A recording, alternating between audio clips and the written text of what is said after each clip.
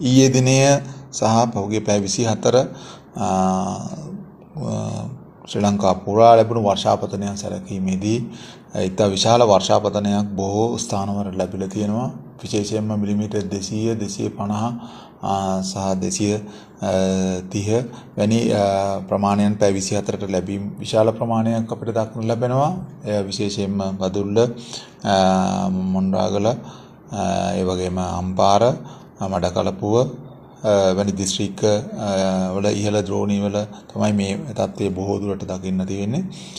කෙසේ නමුත් මේ වන විට ගංගා ද්‍රෝණි 3කට අපි ප්‍රධාන අධිගංගතර තත්ත්වයන් පිළිබඳ නිකුත් කරලා තියෙනවා. විශේෂයෙන්ම කුමුක්කන් ඔය ගංගා ද්‍රෝණියේ පහළ ප්‍රදේශවල අධිගංගතර තත්ත්වයක් ඇතිවීමේ අවදානම පිළිබඳ අපි රතු නිවේදන නිකුත් කරලා තියෙනවා.